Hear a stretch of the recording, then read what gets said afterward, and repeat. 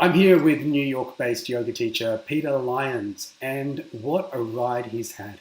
From an athletic childhood which included Irish step dancing and a black belt in karate, Peter's life has since been riddled with illness, medication, and surgery.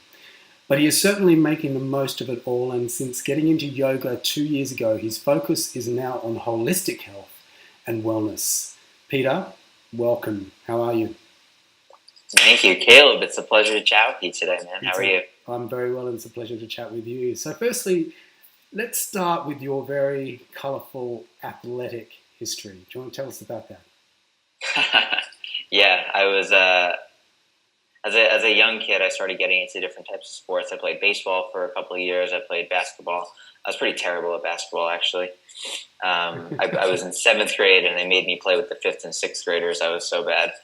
But loved baseball, and then I started playing some different types of sports. I started doing gymnastics. I did that for 5 or 6 years. I trained in the martial arts and Tang Soo Do. I got my black belt when I was a freshman in high school.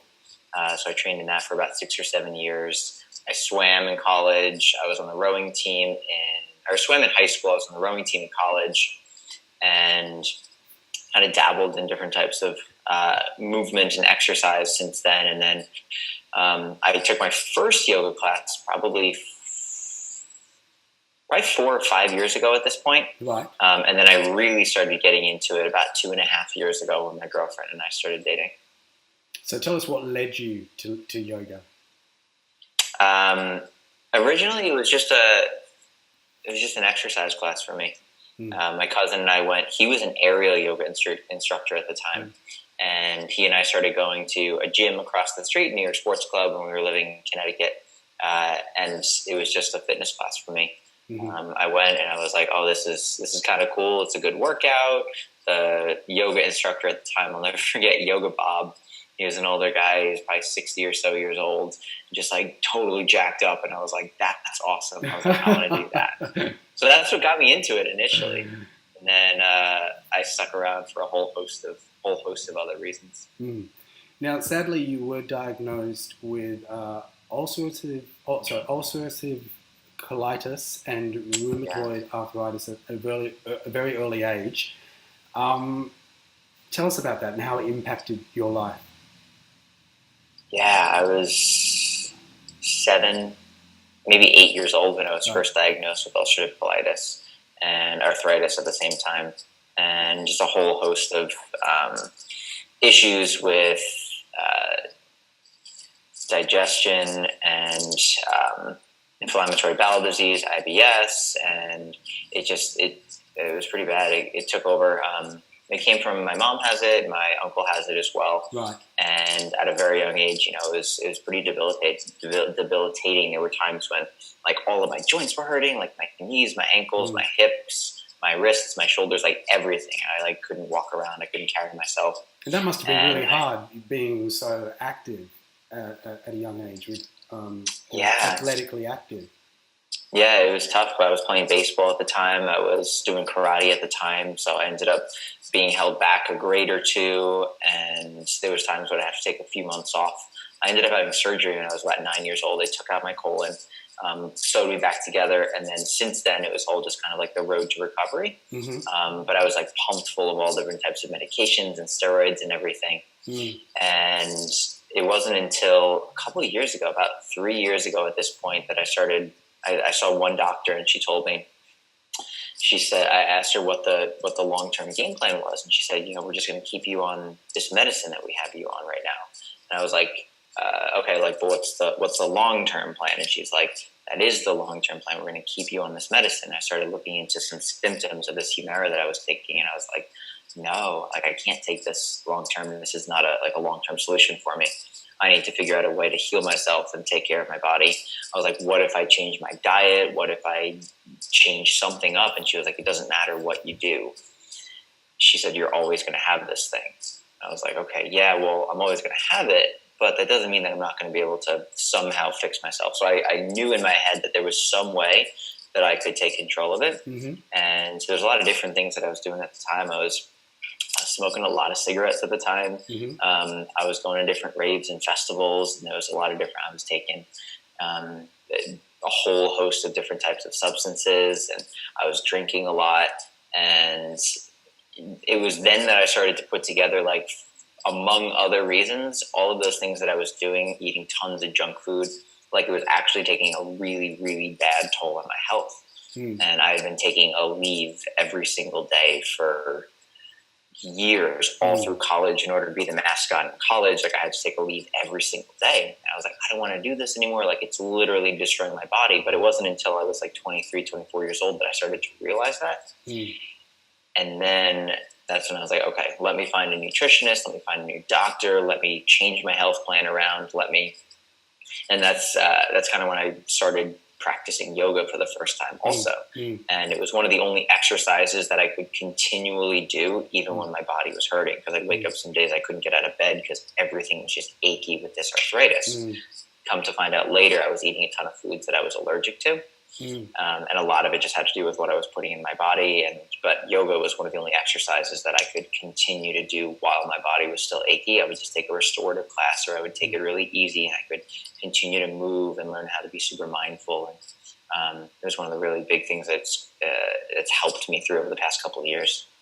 So it sounds like you had to make quite a lot of drastic changes to your lifestyle. Was it something that you did, in a very short period of time, or did it take a process for you to implement these changes, in terms of nutrition and lifestyle choices? That's a good question. It took a lot leading up to the decision. But then once the decision was made, it was just like a 180, and everything turned around very, very quickly. So it was a lot of different components that kind of led up to it. And then I was like, cool, like, it's time. Like, I need to turn things around completely. So I actually did, you're familiar with Tony Robbins. I did his audio program. Which one was it? Personal Power. And it was like a 30-day, this thing is from the 90s. And I did this audio program with a couple of friends of mine. And I was like, okay, what's one thing I need to change in my life right now? I was like, I need to turn my health around. I need to, I need to stop smoking. I need to really change all of these habits. I need to completely change my eating. I need to stop taking all different types of substances that are just like destroying me. And then I kind of just like made the switch, made the decision. And then over the course of the next year or so, I lost probably 30 pounds, mostly of inflammation in my body, inflammation and fat. And so the turnaround, the change actually happened pretty quickly, but it was a long time coming. Incredible. And you spoke a little bit just before about, when you mentioned the word mindset. How big a role did mindfulness come into with this in terms of making these changes? Oh my God, freaking huge. Just changing my mindset was literally everything. It was making the decision that, like, this is who I am now as a person. Like, I think it was an identity shift also. It was saying I am a healthy person. And once I made that identity shift in my head of I'm a healthy person, and it was around that same time that I started a new job, and I realized, I have an opportunity now with these new coworkers that I'm going to be working with on a daily basis. They have no idea who I was in the past. Like, it's kind of an opportunity to just start fresh. So every day I came to the office, I brought a salad with me. I brought it from home in my little glass Tupperware container, and everyone they immediately saw it, and they were like, oh, like, he's healthy. And I just started to assume this identity as somebody who didn't really go out and drink much. And I always brought my own super healthy lunch and healthy snacks. And I wasn't drinking any of the energy drinks that were in the office. I was just drinking a ton of water. And I started listening to a ton of different podcasts and reading lots of different books on biohacking and just optimizing my health and my nutrition. I listened to a lot of Dave Asprey with Bulletproof, a lot of Tim Ferriss, a lot of Tony Robbins, just a lot of those guys who are kind of at the cutting edge of health and nutrition. So just listened to everything they had to say and just started implementing a ton of those habits. And I think the mindset and the identity shift was massive. Yeah, it all comes down to positive thought, doesn't it? And are you, can I ask, still taking that medication that you were told that you would need to take for the rest of your life? Nope, I stopped that day. I stopped that day. That was the last time that I saw that doctor. And I immediately, I was like, you know, if I'm not taking this, and that was medication, it stopped all of my joint pain.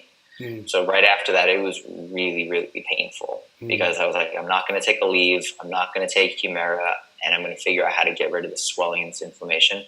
So it was actually very painful for a couple of months while I had to completely rebuild my entire immune system. I had to rebuild my gut flora. I took a ton of probiotics and ate a lot of fermented foods and that, and practiced a ton of yoga, and had to basically just like strengthen and build up my whole body again. Wow. Well, Peter, you're an inspiration. That's incredible. Well done. Thanks, man. Very pleased for you. Yeah. So let's change the subject a little, and I just want to ask you a question. Did you really go on a date to a hot yoga class and pass out and manage to hide it from your date? That was, oh my God, that was one of the first dates that I ever went on with my girlfriend now of 2.5 years. That first week that we started dating, we went on like 5 dates that week every day. It was absurd. And one of the dates that we went on, we were kind of like testing each other a little bit. I was like, all right, well, I love being super spontaneous and just crazy, so let me come up with some ridiculous dates. She did the same thing, and she was like, let me see what this guy's actually made of. So she took me to a Bikram class, and I'd only taken a handful of yoga classes ever. She took me to this Bikram class, and oh my, wow, it was so hot. I literally died. I was doing a wide-legged forward fold, and I literally next thing I know, I woke up and I was like on the floor. I looked around really quickly. Nobody noticed because I basically just like fell forward, collapsed, but it was like really loud and nobody could see me. So I got back up really quickly, and by the time we turned around, I was back up on my feet, and she didn't even notice. And she might know at this point. I didn't tell her for like 2 years afterwards. I was so embarrassed. That is a funny story. So what's the yoga scene in New York like?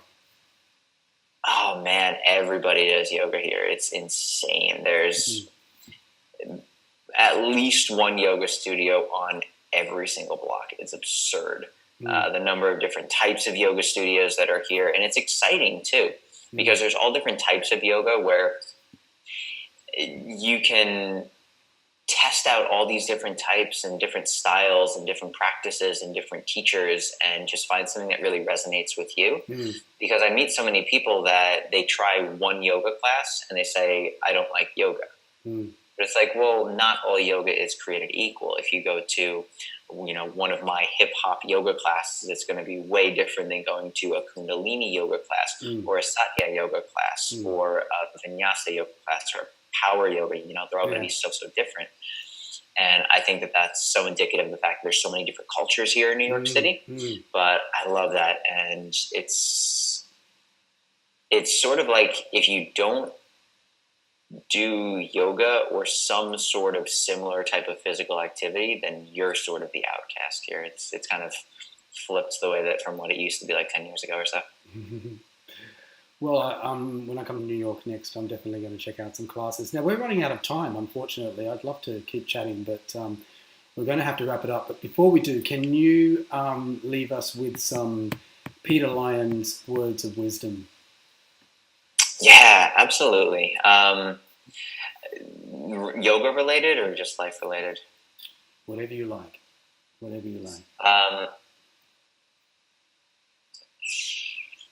What's resonating with me right now?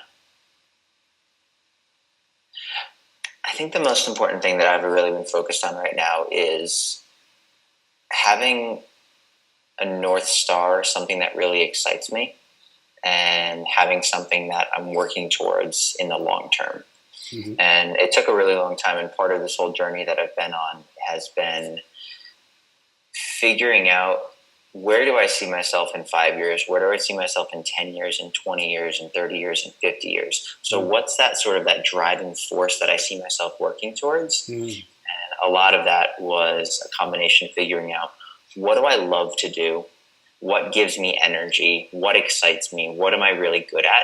And kind of combining all of those things together and putting together just like this super compelling mission for myself that I'm right now, of inspiring and empowering my students to unlock the limitless potential of their mind, body, and soul. And I have these goals of opening this wellness center that combines all of these different healing modalities, and running yoga retreats around the world, and being an author and a speaker, and, you know, just sharing all of these kind of beautiful tools that I've learned, yoga being one of the big ones right now.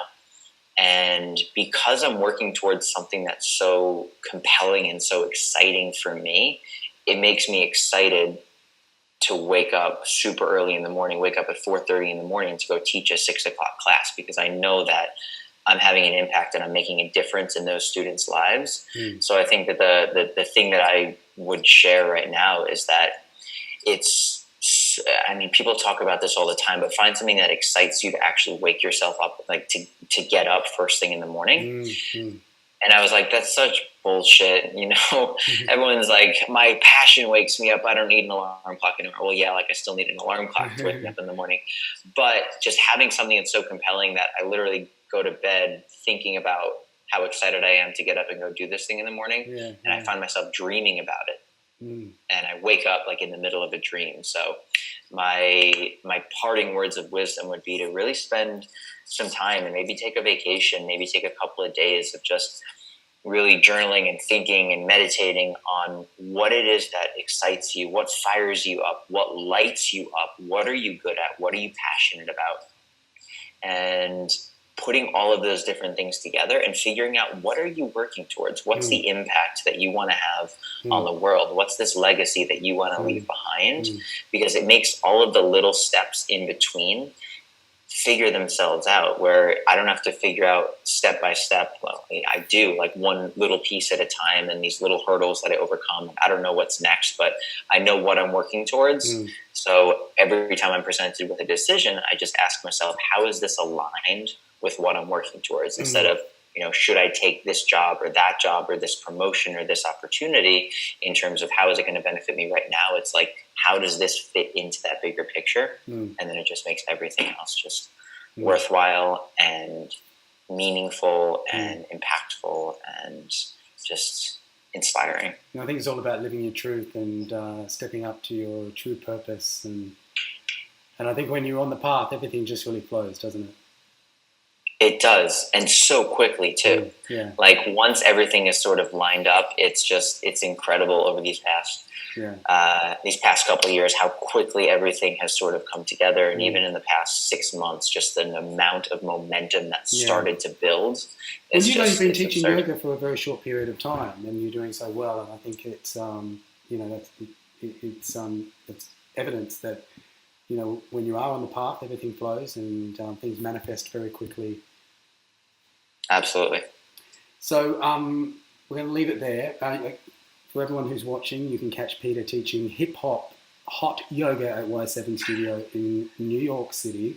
I'm definitely going to come and take that class when I'm next in the city. And you can check out his Instagram, Peter Lyons Yoga. And thank you very much, Peter, for chatting with us today. And all the best for the future. Hope to see you soon. Right back at you, Caleb. We'll chat soon.